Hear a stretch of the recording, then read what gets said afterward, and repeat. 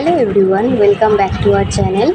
চলে এসেছি একটা নতুন ব্লগ নিয়ে। তো আশা করছি থাম্বনেল দেখে তোমরা বুঝতে পারছো কিসের উপর ব্লগটা। আজকে জামাই ষষ্ঠী।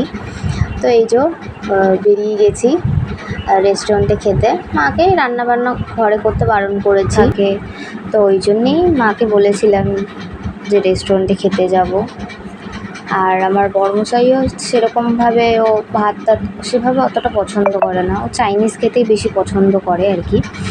তো ওই জন্যে রেস্টুরেন্টে যাওয়া। দেখছো আদুরি বাইরে বেরিয়ে কত খুশি, দেখো।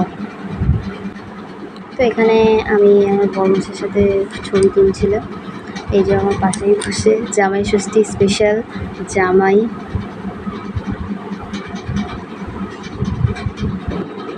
তো আদুরিকে তো মাই নিয়ে রেখেছিল, ও এই দেখো বসে আছে মায়ের কোলে।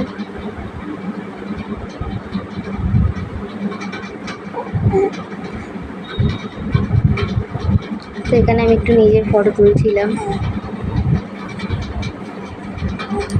তারপরে একটু বড়মশাইয়ের সাথেও ছবি তুলছিলাম আর কি।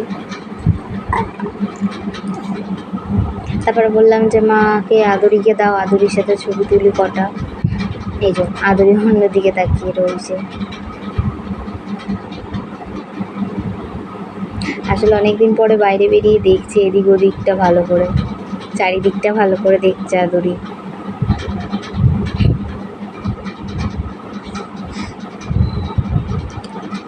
দেখো, তবে বাইরে বেরোলে দুষ্টুমি করে না খুব একটা, খালি চারিদিকটা দেখবে ভালো করে। এই যে বলে বসে রয়েছে। এখন কি খাবার অর্ডার করেছি, তো প্লেট চলে চিকেন বিরিয়ানি, একটা মাটন বিরিয়ানি, মিক্সড রাইস, তার সাথে চিলি চিকেন আর স্যালাড তো রয়েছে।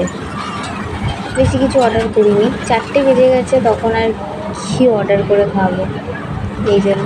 তো খাওয়া দাওয়া কমপ্লিট করে এই যে এবার বাড়ি যাচ্ছি। দেখছো আদুরি চুপ করে বসে রয়েছে।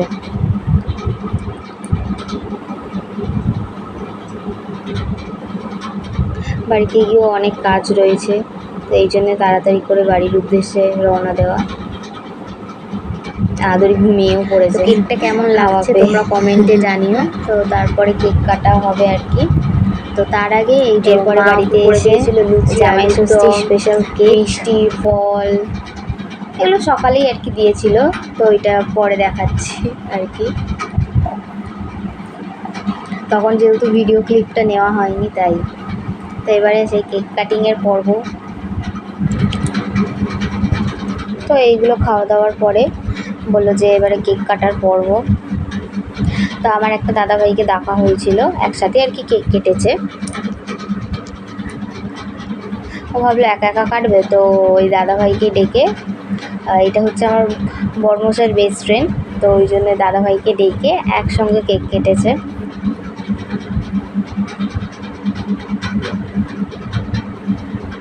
তোমরা জানাতে ভুলো না কেকটা কেমন হয়েছে, জামাই ষষ্ঠী স্পেশাল কেক। তো দেখো, ও বলছে খাবে না, ও বলছে খাবে না, ও আগে খাওয়াবে, ও আগে খাওয়াবে বলছে। তো দাদাভাইয়ের কাজ ছিল, ওই জন্য তাড়াহুড়ো করে চলে গেল আর কি।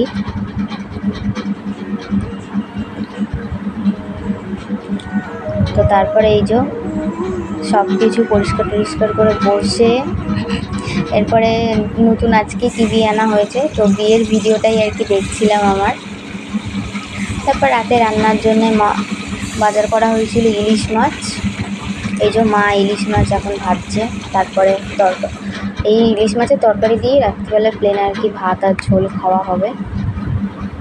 তো প্রথমে ইলিশ মাছটা ভেজে নেওয়ার পরে কড়াইয়ে কালো জিরে দিয়ে শুধুমাত্র আলু বেগুন দিয়ে ঝোল হবে আর কি।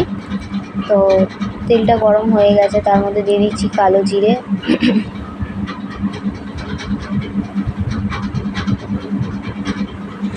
তারপরে কেটে রাখা আলু দেব, একটু ভাজা ভাজা মতো করব। এই যে ইলিশ মাছের সাথে রয়েছে সাদা ভাত। তো রাতের ডিনারটা এটাই ছিল, পাতলা ঝোল। তো এই ব্লগটা এখানেই শেষ করছি। ভালো লাগলে অবশ্যই লাইক, কমেন্ট, শেয়ার, সাবস্ক্রাইব করে দেবেন। Good night, tata.